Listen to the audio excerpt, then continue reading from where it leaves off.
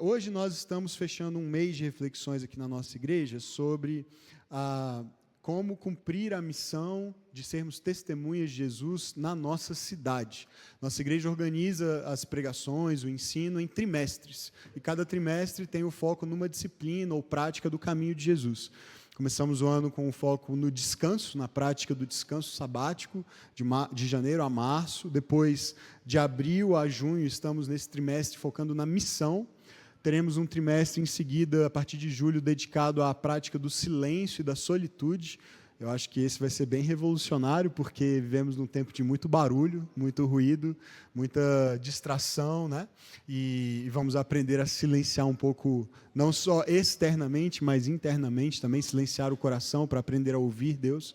E, por fim, terminaremos o ano com um trimestre dedicado à generosidade para fechar esse ano de 2024. Mas, dentro desse trimestre atual, focado na missão, nós começamos falando sobre a nossa casa, em abril, como um lugar de missão, como um lugar onde, por meio da hospitalidade, nós podemos dar testemunho de Jesus, sermos instrumentos de transformação na vida da nossa família, dos nossos vizinhos, das pessoas que estão mais perto de nós. Agora, estamos olhando para Brasília, para a nossa cidade, como podemos abençoar a cidade, servir a cidade, não só por projetos como o Farol na Quebrada, mas na nossa postura, nos nossos diferentes ambientes de relacionamento, maneira como nós agimos na cidade. Por fim, no mês que vem, olharemos para o mundo e como somos chamados a testemunhar até os confins da terra sobre Jesus. E, aliás, a partir do domingo que vem, temos algumas boas notícias e bons desafios também para a igreja, nesse sentido de cumprirmos essa missão fora das fronteiras do nosso país.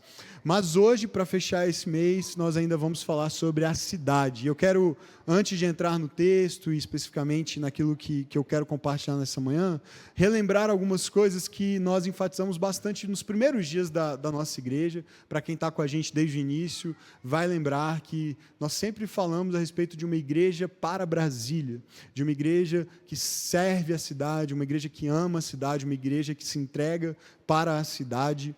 E eu recomendei algumas séries antigas nossas num vídeo que nós postamos no Instagram recentemente, e se você não viu, volta lá no nosso podcast no ano de 2022, no mês de maio, tem uma mensagem lá que você vai encontrar chamada Uma Igreja para Brasília, ouça essa mensagem se você puder. Tem no mês de setembro uma série chamada Exilados, e nós falamos a respeito de como viver como uma presença fiel e frutífera no lugar onde nós estamos. E todas essas ideias, ou não todas, mas uma boa parte delas, foram inspiradas num livro chamado Igreja Centrada, do pastor Tim Keller. E o pastor Tim Keller viveu a experiência junto com a sua esposa de plantar uma igreja na cidade de Nova York, uma igreja presbiteriana, uma cidade extremamente secular, uma cidade muito difícil, assim, não há um histórico assim de muitas igrejas que cresceram e impactaram Nova York, mas a igreja plantada pelo pastor Tim Keller tem sido já há bastante tempo uma igreja abençoadora ali. E ele escreveu esse livro falando do desafio da igreja na cidade, entre outros assuntos.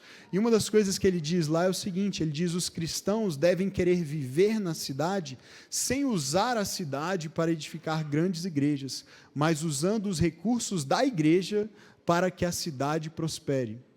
Olha que inversão, talvez, de uma lógica que, infelizmente, está muito disseminada no meio da igreja brasileira hoje, especialmente as grandes igrejas e as igrejas que estão em grandes cidades, né?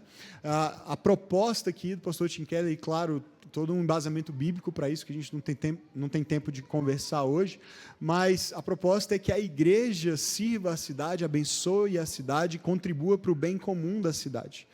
E eu quero resgatar o que eu disse lá no começo da nossa igreja, eu quero usar essa oportunidade em que a gente está fechando esse mês de conversa sobre esse assunto, para reafirmar isso, que aqui na nossa igreja, na Igreja Batista Vértice, nós nunca tivemos a pretensão de edificar uma grande igreja na cidade.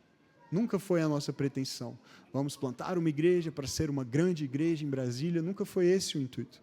Agora, nós sempre tivemos um sonho, o sonho de entregar uma igreja para o bem da cidade.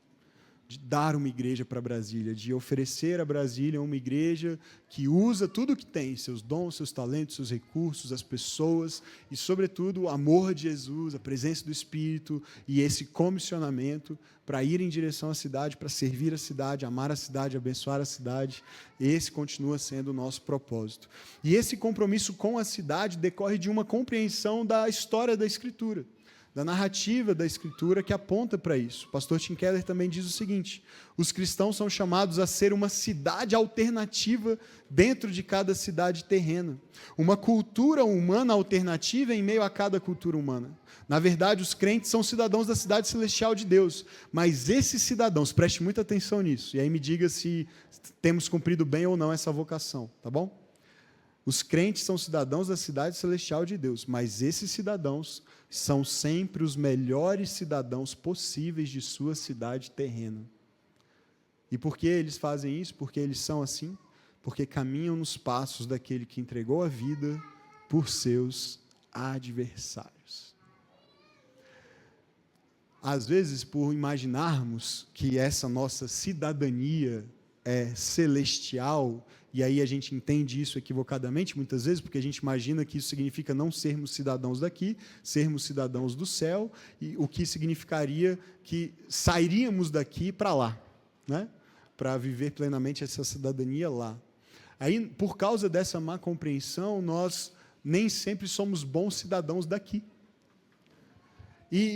Na verdade, quando o apóstolo Paulo fala sobre essa nossa cidadania que está nos céus, ele diz assim: de onde aguardamos o nosso Senhor, que virá para estabelecer definitivamente a nova cidade, a nova Jerusalém aqui na terra. E é aqui que nós reinaremos com Ele, novos céus, nova terra. Mas não é que a gente vai para lá para exercer a nossa cidadania, é que a nossa cidadania que está com Ele lá vai vir para cá, para que a gente possa vivê-la aqui plenamente com Jesus. E aí isso muda a perspectiva. E é por isso que o pastor Tim Keller está dizendo, quando nós entendemos qual é a nossa cidadania, nós somos os melhores cidadãos daqui. Nós cumprimos um papel aqui que quem não tem essa compreensão, quem não tem essa vocação, quem não tem Jesus e não tem o testemunho de Jesus, não pode cumprir. Mas a pergunta é, será que a gente pode afirmar que os melhores cidadãos de Brasília e do Brasil hoje são os crentes? Será que a gente tem coragem de afirmar isso? Que os discípulos de Jesus neste país têm sido e têm dado a melhor demonstração de uma boa cidadania? Eu não tenho coragem de afirmar isso. Infelizmente. Não me parece que nós temos entendido. E aí existe um vazio, uma lacuna entre essa compreensão e o exercício dessa cidadania, e talvez seja por ignorância, talvez seja por desobediência, mas o fato é que nós nem sempre, ou na maioria das vezes talvez, temos sido os melhores adversários dos nossos adversários, e não os melhores cidadãos da nossa cidade. O pastor Tim Keller diz, quando nós entendemos que caminhamos nos passos daquele que entregou sua vida pelos adversários, nós somos os melhores cidadãos da cidade. Mas é tão fácil, ainda mais numa cidade como a nossa, não é mesmo? Tão peculiar como Brasília. Uma cidade onde o debate político é mais acalorado, e olha que já está acalorado no Brasil todo, mas aqui é mais um pouco, uma cidade de tantas complexidades, por ser capital, por ser sede dos poderes, um lugar que tem características tão peculiares. Quem vem de fora sente isso claramente, quem se muda de outra cidade para cá sente isso muito rapidamente, nessa complexidade que há na nossa cidade e nas relações que se estabelecem entre as pessoas com diferentes visões e perspectivas, não só políticas, ideológicas, mas até religiosas também, sociais. Será que nós conseguimos caminhar nos passos daquele que entregou sua vida pelos seus inimigos, pelos seus adversários? Ou será que nós só temos nos tornado os melhores adversários dos nossos adversários? Porque temos argumentos sempre para rebatê-los, porque temos sempre uma visão oposta e cheia de fundamentos e até uma certa ira que a gente considera justa e santa para repreender e denunciar e apontar o dedo para os outros. Me parece que nós somos chamados para mais do que isso.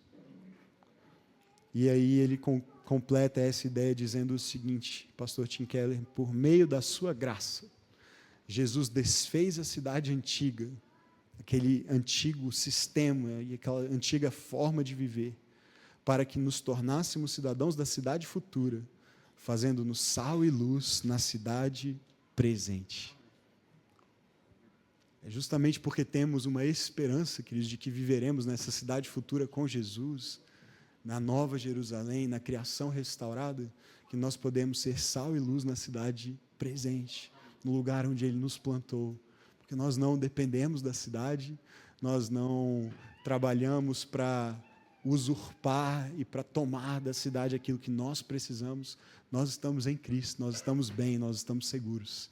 E Ele é o nosso Rei que governa, amém? E reinará para sempre, e nós com Ele, e por isso Ele nos vocaciona para sermos instrumentos de bênção. Essa é a ideia que inspirou essa reflexão ao longo desse mês, de uma vocação profética da igreja, uma igreja que dá testemunho de Jesus, uma igreja que serve a cidade, uma igreja que entende o seu papel na cidade e cumpre esse papel com fidelidade. Nós temos nos inspirado ao longo desse último mês no texto de Miqueias, no capítulo 6, profeta Miqueias, texto do Antigo Testamento, verso 8, e eu quero reler com você esse trecho aqui na NVT, na Nova Versão Transformadora, que diz assim: ó povo, o Senhor já lhe declarou o que é bom e o que Ele requer de você, que pratique a justiça, ame a misericórdia e ande humildemente com o seu Deus. A gente conversou 2 semanas atrás com o Dinato sobre a prática da justiça, conversamos na semana passada com o pastor Alex sobre amar a misericórdia, e hoje eu quero fechar esse tempo com essa reflexão sobre o que significa andar humildemente com Deus e de que maneira isso contribui para a transformação da nossa cidade.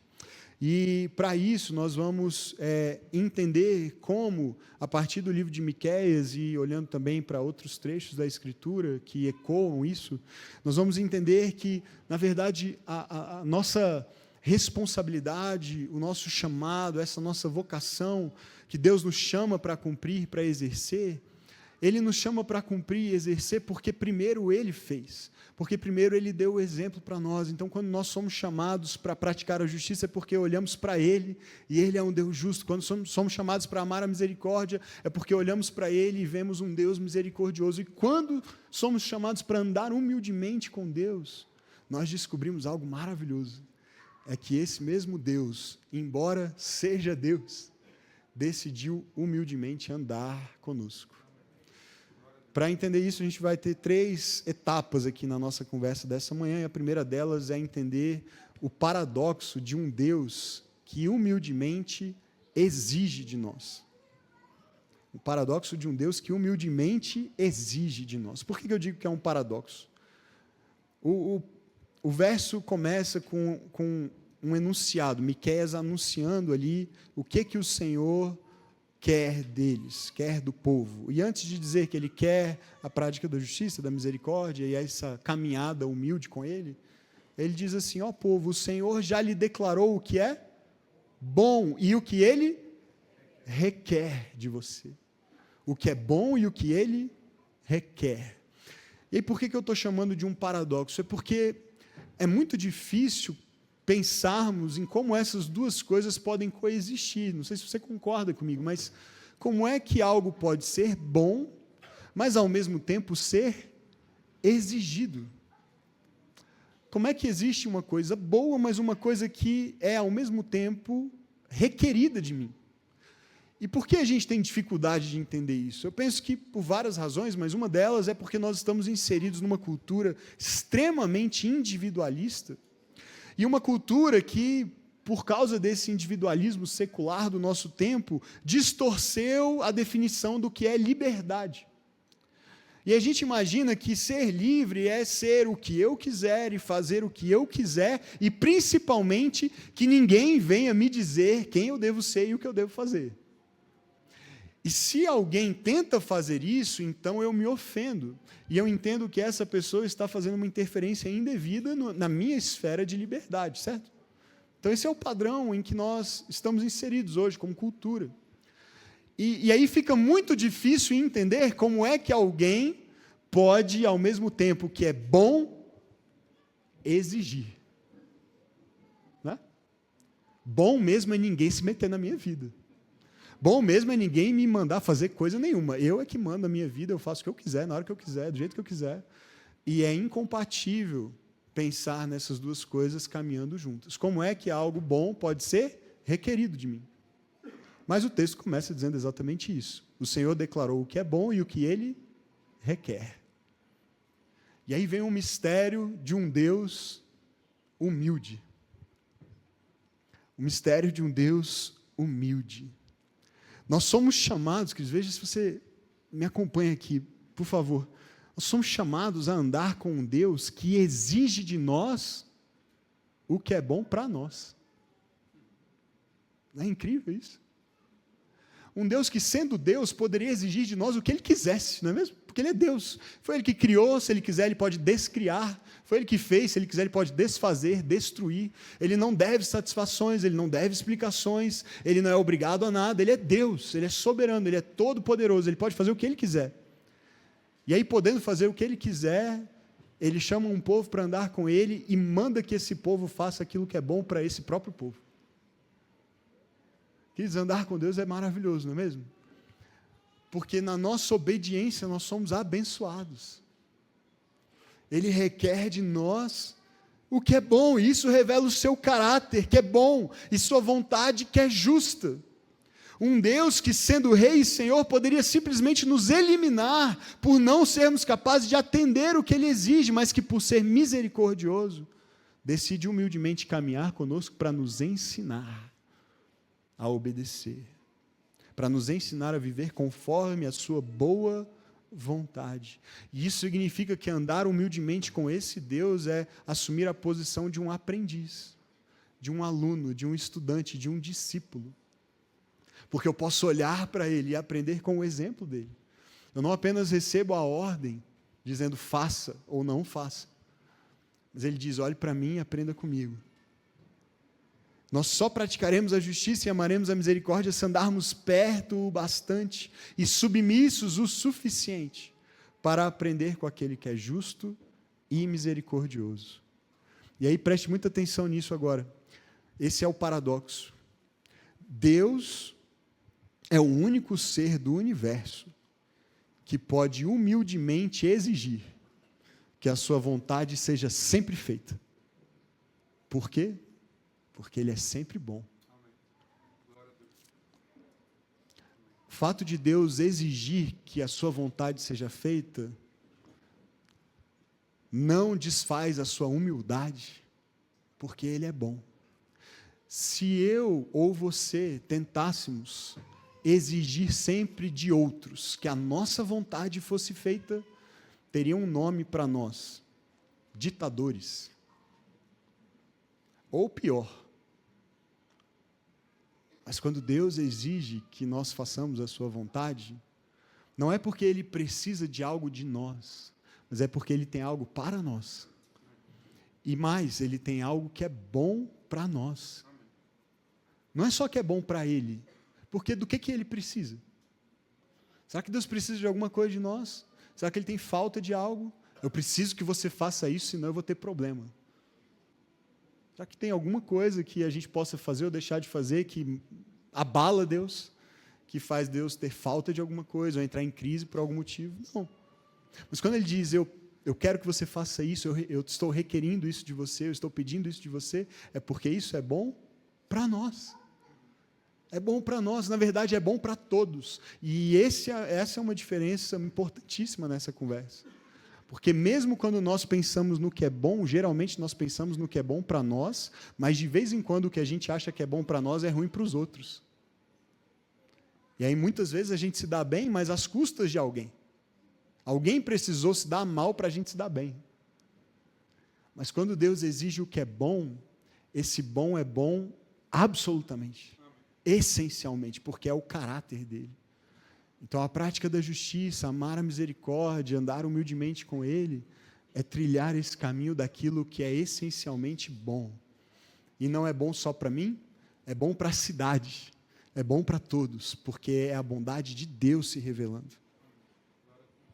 A humildade, portanto, à luz dessa ideia, nas palavras do Andrew Murray, que escreveu um livro que o Pedro me deu de presente, obrigado, um livro chamado Humildade, é um clássico, antigo já, Mas ele diz assim: humildade é o consentimento da criatura em permitir que Deus seja tudo, em virtude de entregar-se totalmente à sua operação. Humildade é consentir que Deus seja tudo e que Ele haja em tudo, porque eu confio que Ele é bom, tudo que Ele faz é bom, e eu não preciso temer e eu não preciso tentar controlar. Amém? Isso é humildade. E aí preste muita atenção, queridos. Altivez, orgulho, soberba, vaidade são, portanto, incompatíveis com uma caminhada com Deus, concorda? Como é possível andar com um Deus que Ele mesmo, sendo Deus, é humilde e eu me manter orgulhoso? Como é que pode ser isso? Como é que eu posso andar com Deus e me manter numa posição orgulhosa, sendo que Ele próprio, sendo Deus, é humilde? E aí, diante desse caráter que é essencialmente bom, plenamente bom, só de estar perto dele eu me constranjo. A reação adequada é essa.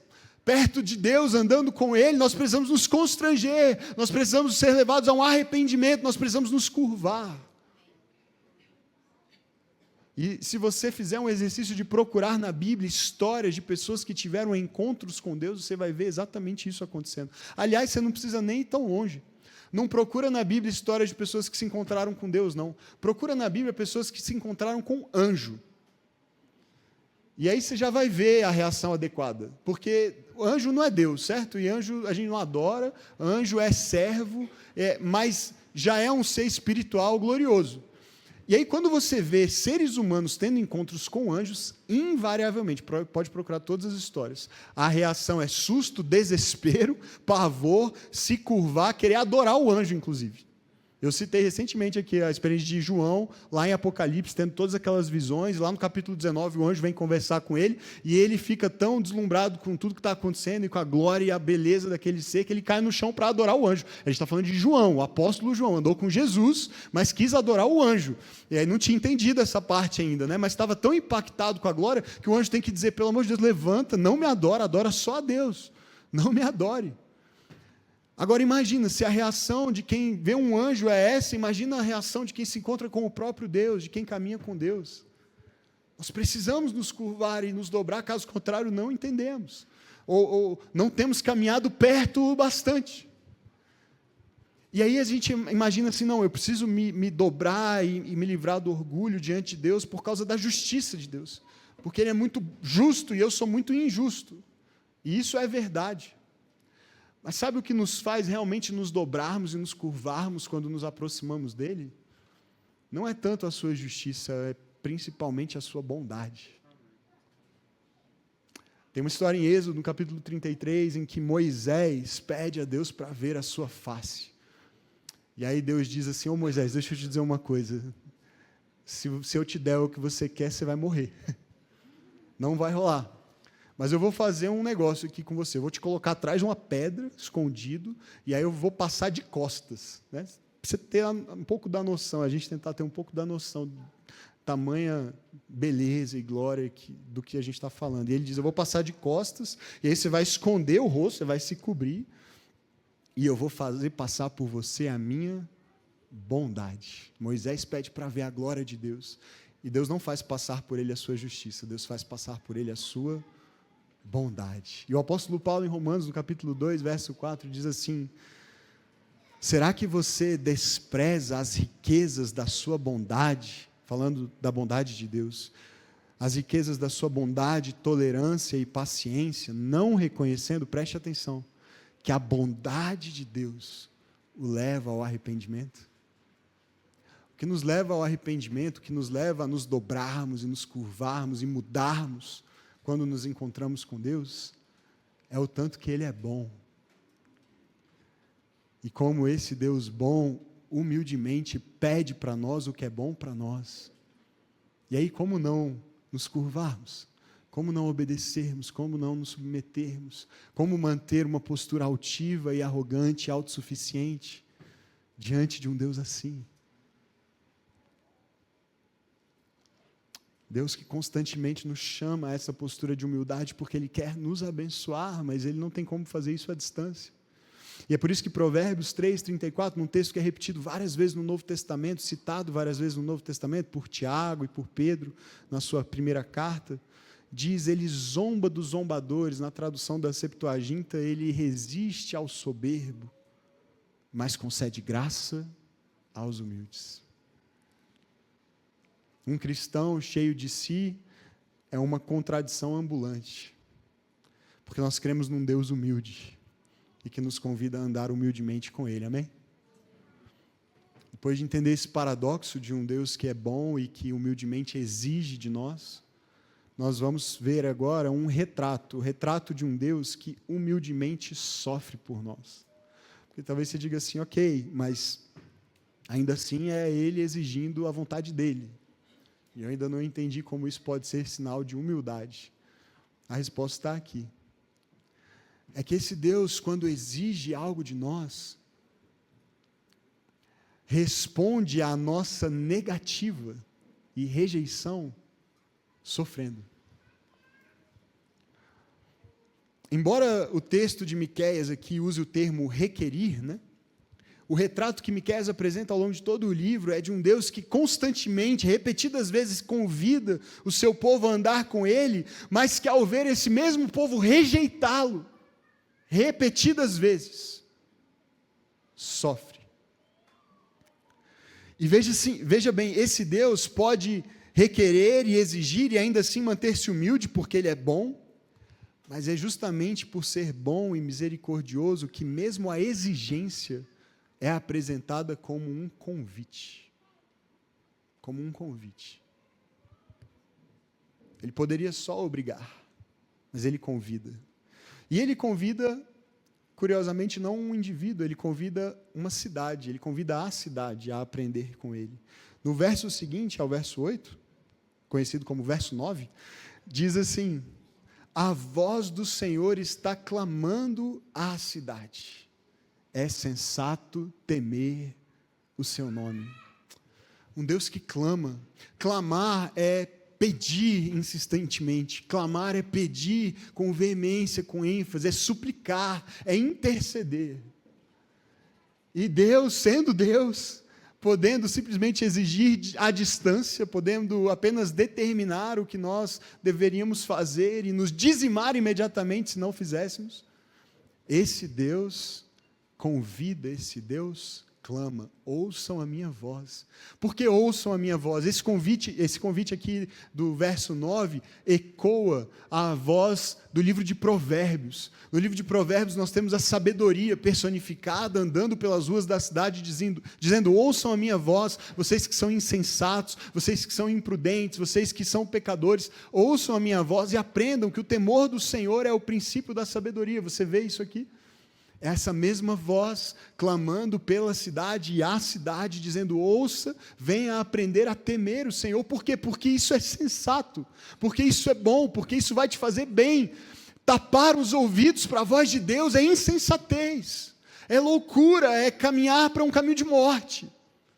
E por amar o seu povo, por ter misericórdia e compaixão, esse Deus clama, constantemente convida e chama de novo, dizendo, venha, ouça o que eu tenho para te dizer, não tape os ouvidos, não volte as costas para mim.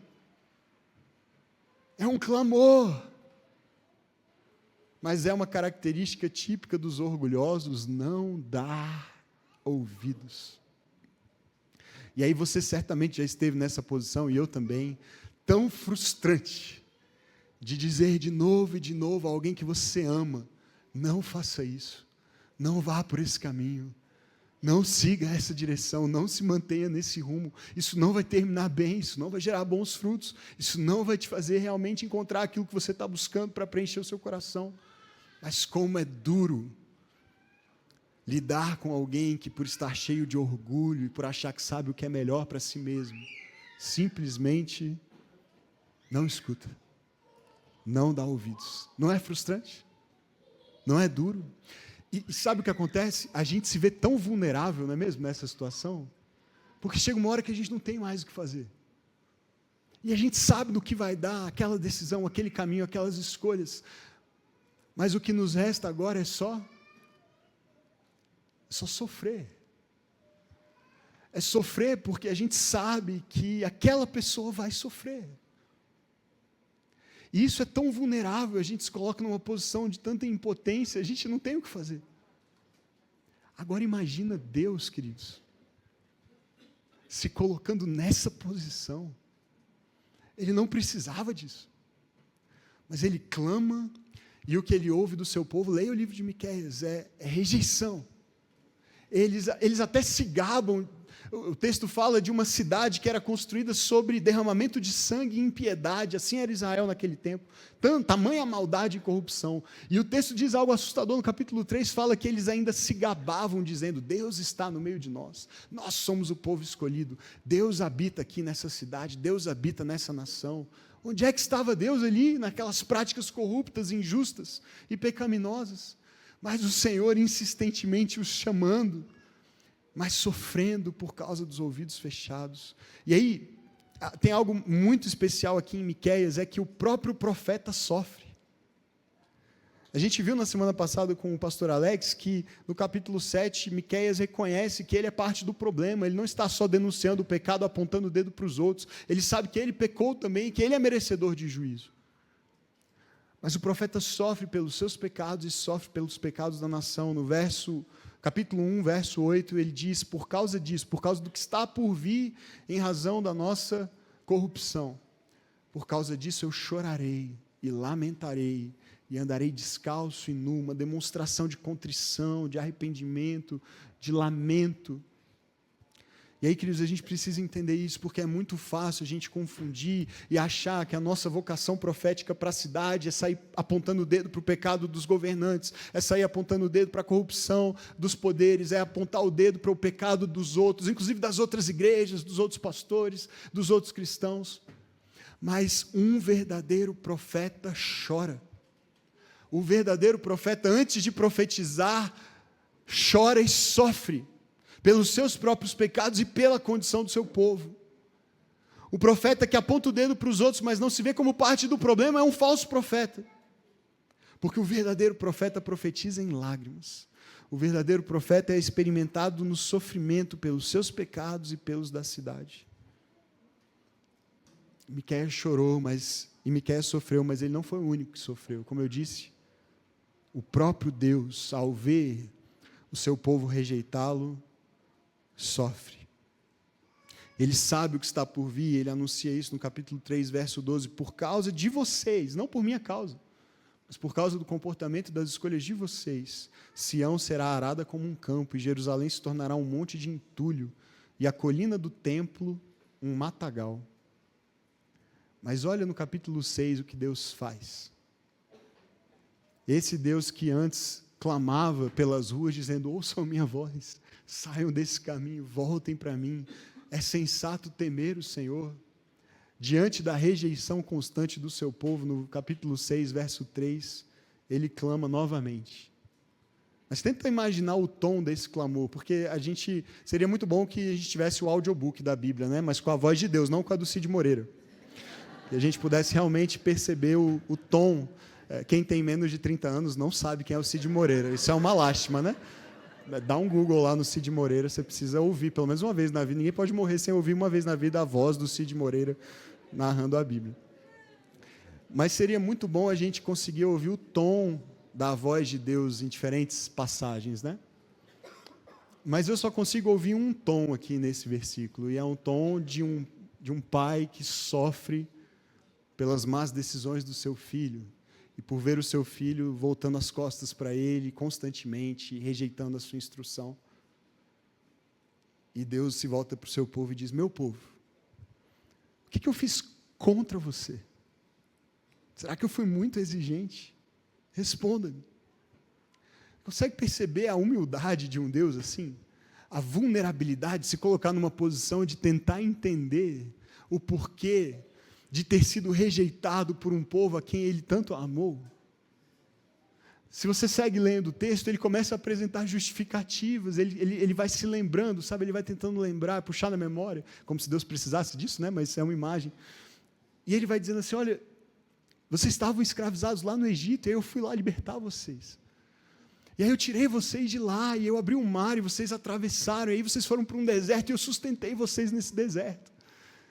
Eu fui cuidando de vocês o tempo todo, e o tempo todo o meu favor, a minha bondade, o meu amor foram por vocês, mas constantemente vocês continuam voltando as costas para mim, meu povo. O que eu fiz contra vocês? Eu sempre fui por vocês, a favor de vocês, amando vocês, cuidando de vocês, mas o que eu fiz contra vocês? Eu estou tentando entender, por favor, me explica. Parece a posição de alguém que foi ferido profundamente por uma pessoa amada, uma traição, um abandono, algum tipo de descaso e de desprezo, e aquela pessoa fica se remoendo e pensando, sem dormir à noite, tentando entender aquele sentimento de culpa que ela está carregando, e ela não consegue chegar a uma conclusão. O que eu fiz? O que eu fiz para causar isso? Onde eu falhei? Onde eu errei? E é uma posição, de novo, tão vulnerável, porque você está sofrendo e, de novo, se vendo impotente. E é nessa posição que Deus se coloca diante da nossa rebeldia e do nosso orgulho, quando a gente se volta as costas contra Ele, volta as costas para Ele, e decide seguir o nosso próprio caminho, e tomar as nossas decisões e andar à parte dEle. Essa humildade de se colocar diante de nós para dizer: o que eu fiz contra você? O que eu fiz contra você? E mesmo quando ele anuncia que virá castigo e correção, é como esse pai, que sabe que naquele momento vai causar sofrimento, mas que tem o objetivo de restaurar e trazer de volta. E aí, queridos, tem de novo ecos, né? Esse livro de Miqueias, ele ecoa por toda a Escritura, e a gente falou dos ecos lá de Provérbios e da voz da sabedoria clamando a cidade, assim como Deus está clamando a cidade aqui, chamando os insensatos para a sabedoria, para o temor do Senhor. Mas aqui existe um eco de uma palavra de Jesus, quando Deus está clamando aqui, dizendo: meu povo, o que eu fiz contra você? Por que você me rejeita? Eu me lembro de Mateus, no capítulo 23, quando Jesus entra em Jerusalém para viver ali os seus últimos dias e ser crucificado nas mãos desse povo. E um povo que gritaria daqui a poucos dias: crucifica-o, crucifica-o. Ele diz assim, ele olha para a cidade, verso 37, ele lamenta e ele chora, e ele diz: Jerusalém, Jerusalém, você que mata os profetas e apedreja os que lhes são enviados, quantas vezes eu quis reunir seus filhos, como uma galinha reúne os seus pintinhos, debaixo das suas asas, mas vocês não quiseram. É duro imaginar isso, né, queridos? A gente olhar para um Deus que nos ama assim, e que se coloca nessa posição tão vulnerável, uma posição aqui de uma mãe agora, né? De um pai misericordioso, uma mãe, uma galinha, juntando os pintinhos com esse amor maternal, com esse cuidado, com esse carinho, proteção. Mas nós, cheios de nós mesmos, como era Jerusalém naquele tempo, eu creio que é assim que nós temos andado muitas vezes ainda hoje, nos voltando contra esse convite, contra o cuidado do Senhor. O profeta Miqueias aprendeu a humildade com as lágrimas. E ele sabia que aquele Deus que era misericordioso e bom não permaneceria irado para sempre, mas por causa desse amor e desse desejo genuíno e humilde, traria de volta o seu povo. E por isso ele termina o livro afirmando no capítulo 7, verso 7, mas quanto a mim, ficarei atento ao Senhor, esperando em Deus, meu Salvador, pois o meu Deus me ouvirá. Percebe que ao mesmo tempo que ele tem uma convicção de que Deus vai ouvi-lo, ele tem uma postura de humildade para esperar, que nos falta muitas vezes. Então nós saímos por aí determinando e decretando e dizendo o que Deus tem que fazer. Deus vai fazer, Deus vai me dar, Deus tem que fazer, Deus tem que me dar. Ele está dizendo: eu sei que Ele vai responder, eu sei que Ele vai me ouvir, porque é quem Ele é. Ele é bom assim, Ele me ama assim. Mas a minha postura é ficar atento e esperando, até que o tempo chegue. Essa é a postura de alguém que caminha humildemente, com um Deus que sofre humildemente por nós. Por fim, nosso terceiro e último passo de hoje é o exemplo de um Deus que humildemente anda conosco. É um Deus que exige de nós com humildade. É um Deus que sofre por nós com humildade. Mas é um Deus que anda conosco em humildade. Como eu disse, Ele nos dá o exemplo para que a gente possa aprender e fazer o mesmo. E o livro de Miqueias é um livro permeado de profecias messiânicas, profecias a respeito de um rei que viria para governar Israel e aí finalmente pôr fim à injustiça e à opressão e à maldade e à corrupção e estabeleceria então um governo de justiça e paz. E quando Miqueias fala desse rei vindouro, ele usa algumas imagens, e uma imagem que ele usa é de um rei pastor, de um rei que vai se revelar como um pastor de ovelhas. E aí, de novo, um paradoxo, né? Não é uma posição adequada para um rei. Pastor, mais naquela época, era alguém que vivia meio à margem, que dormia no campo, passava a noite ao relento, ficava sujo, não era uma posição assim muito honrosa na sociedade. Mas quando Deus descreve um rei, Ele fala de um pastor. Miqueias capítulo 2, versos 12 e 13. E aí preste atenção nas palavras que eu destaquei aí numa cor diferente, num verde aí, porque elas vão se repetir numa passagem que vai ecoar novamente esses versos daqui a pouco. Eu os ajuntarei como ovelhas em um aprisco, como um rebanho em uma pastagem, e haverá ruído de grande multidão. Aquele que abre o caminho irá adiante deles. Eles passarão pela porta e sairão. O seu rei passará à frente. Sim, o Senhor os guiará. E aí tem ecos, e talvez você já tenha acendido aí as suas, ligado as anteninhas para fazer as conexões, ecos muito claros dessa passagem numa fala de Jesus, que está no capítulo 10 do Evangelho de João, quando ele se revela como um bom pastor.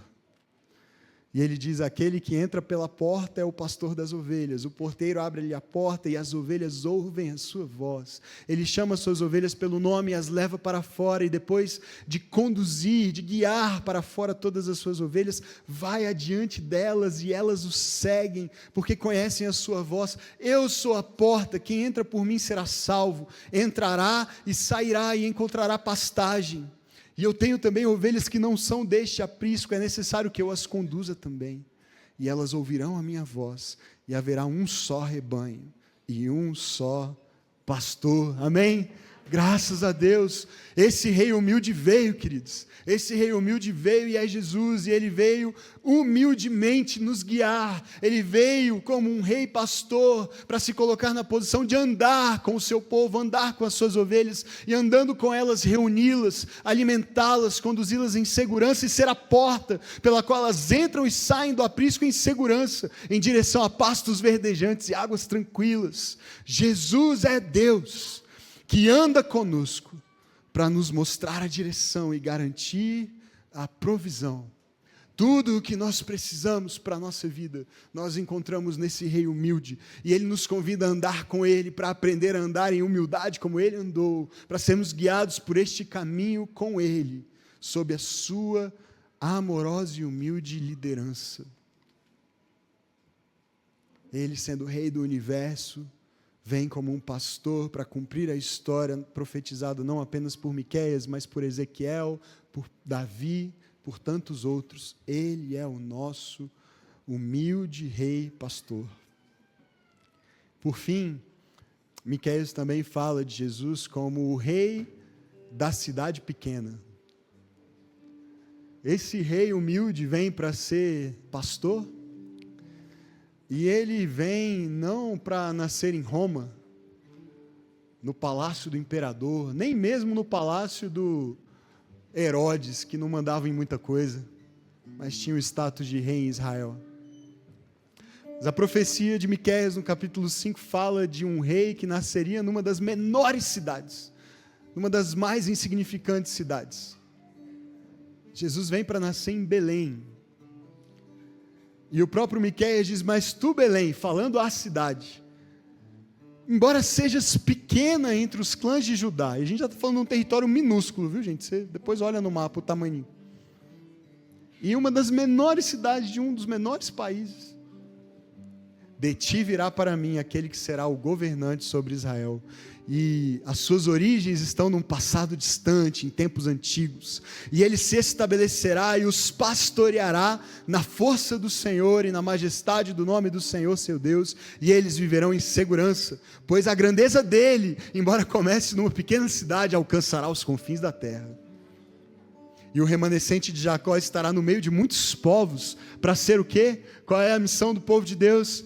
Como orvalho, regando uma terra seca e árida, espalhado, mas sob o governo desse Deus, desse rei humilde, será como orvalho da parte do Senhor e aguaceiro sobre a relva, e o seu povo não porá sua esperança no homem, nem dependerá de seres humanos. E voltando no verso 5, ele diz: ele será a sua paz. Aleluia, graças a Deus. Nós vemos uma profecia relativa à cidade onde esse rei prometido nasceria. Embora fosse uma cidade pequena, ele estabeleceria a partir dela o seu governo como um pastor para levar todas as nações a viverem em segurança e paz. Eu suspeito que se Jesus nascesse hoje, ele não nasceria em Brasília, ou se nascesse em Brasília, não certamente no Plano Piloto ou no Lago Sul, provavelmente na Quebrada da Isa, talvez. Porque ele não veio para ocupar os lugares pomposos dos palácios e dos governos terrenos, mas ele veio como um rei humilde, nascido em Belém, que cresceu em Nazaré, não melhorou muito. Depois você vê lá a fama que Nazaré tinha na época, não era grande coisa. Quando Filipe chega para Natanael e fala: olha, a gente acha que encontrou o Messias, é Jesus de Nazaré. A resposta de Natanael é: Nazaré? Tinha como vir de uma cidade pior, não?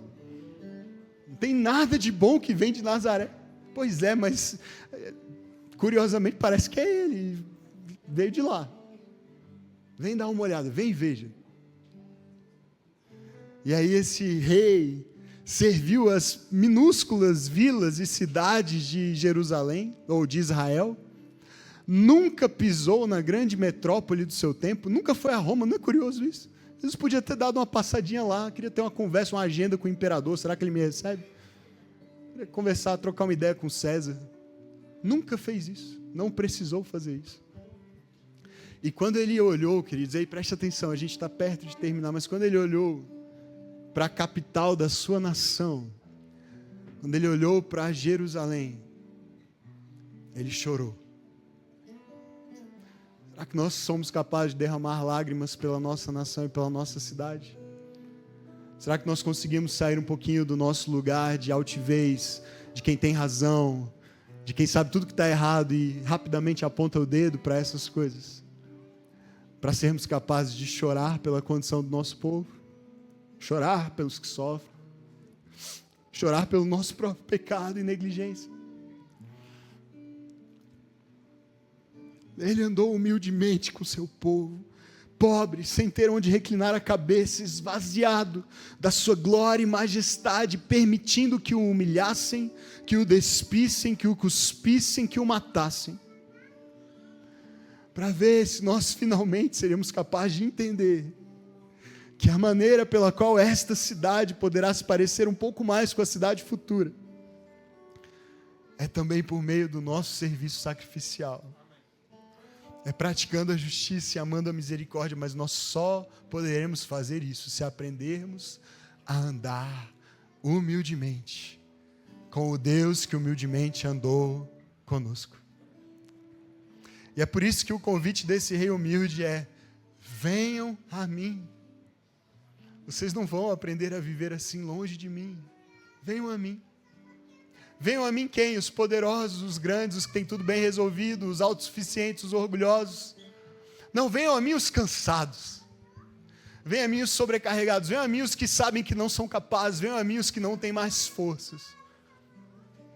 Venham a mim os que estão cansados e sobrecarregados, e eu lhes darei descanso. Amém? Tomem sobre vocês meu jugo e aprendam com esse rei humilde. Por quê? Porque eu sou manso e humilde de coração. E aí vocês encontrarão descanso para suas almas, porque o meu jugo é suave, o meu fardo é leve. Queridos, a boa notícia do Evangelho é essa. E o Danny Ortlund explica isso. Ele diz assim, sabe o que é mais impressionante e o que mais caracteriza a humildade de Jesus? É que ele é acessível. Ele é acessível. Ele não é um Deus distante, mas ele é um Deus que veio andar conosco. Não há ninguém que seja mais abordável na história humana do que Jesus. E sabe o que te qualifica para vir? O seu fardo, o meu fardo. Não é me livrar dele e resolver tudo primeiro para depois vir. É vir com o meu fardo, porque é exatamente isso que o rei humilde quer fazer. Tomar sobre ele os nossos fardos pesados e nos dar um fardo mais leve. E essa é a missão. Essa é a missão. É vir a Cristo, vir de novo e de novo com os nossos fardos, com os nossos pecados, abrindo mão do orgulho e da ilusão do controle e da arrogância da autossuficiência. Como ele rendeu sua vontade ao Pai em perfeita submissão, oferecendo-se a nós como um servo sofredor, disposto a acolher e amar, e aí paradoxalmente descobriu nessa vida de abnegação, uma vida de perfeita paz e alegria.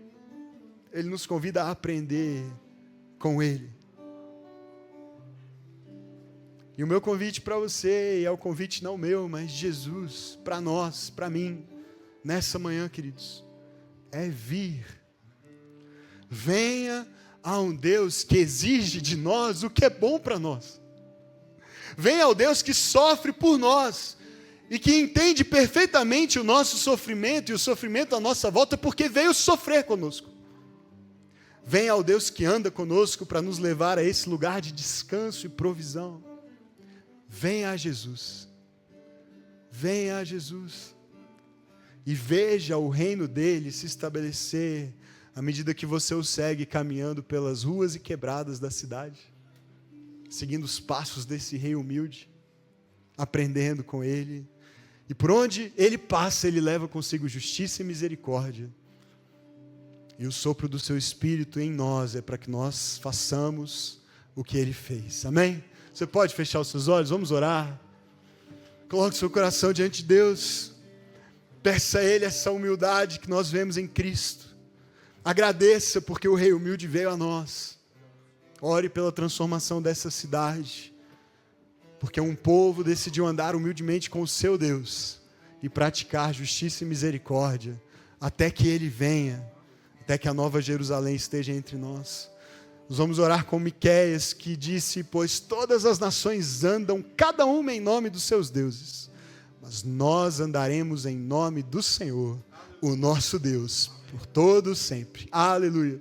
Deus, essa é a nossa oração nessa manhã, o teu povo reunido aqui na tua igreja, Senhor, para dizer que precisa aprender a humildade.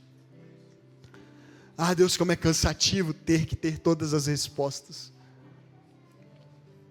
Nós queremos abrir mão disso.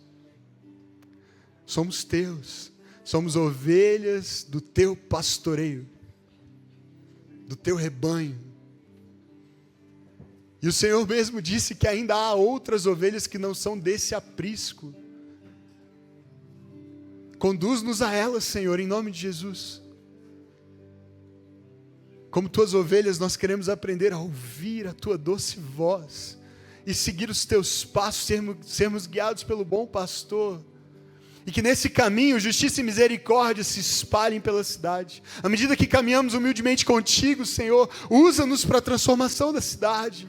Usa para que justiça e misericórdia se estabeleçam e assim, mais e mais ovelhas de outros apriscos se reúnam até que haja um só rebanho, um só pastor. Jesus, nós te amamos e nós precisamos de Ti, precisamos aprender contigo. Perdoa o orgulho e a vaidade dos nossos corações. Tira de nós essa inclinação tão forte e incontrolável de apontar o dedo, de julgar, de criticar, de dividir, de acusar. Mas faz-nos dispostos, se necessário, inclusive a sofrer por amor dos nossos amigos e irmãos e das pessoas dessa cidade. Faz de nós os melhores cidadãos dessa cidade. Não para que nos orgulhemos, mas para que o teu reino venha, na terra como é no céu. Faz dessa igreja uma igreja humilde, Jesus. Oh, Deus, por favor, não permita, Senhor, se necessário, que o Senhor feche as portas para nos livrar disso. Mas não permita, em nenhum momento da nossa história, que nós nos orgulhemos como se alguma coisa que acontecer aqui fosse mérito nosso, fosse obra nossa. Mas dá-nos um coração humilde, rendido, prostrado, dependente, olhos com lágrimas, Senhor, pelos nossos pecados e pelos pecados dessa cidade, onde o Senhor nos plantou para servir e amar e abençoar. Então fecha a nossa boca, Senhor, quando o que quiser sair dela forem palavras de acusação e condenação. Mas abre os nossos lábios para sermos voz profética, testemunhando do teu amor, do rei pastor que veio, do rei que vem humilde, servo sofredor para dar a vida por amor. Faz de nós essa voz profética. E vem, Jesus, nós ansiamos muito. Maranata, vem reinar conosco. Tu és nosso rei. Nós chamamos, aleluia. Amém.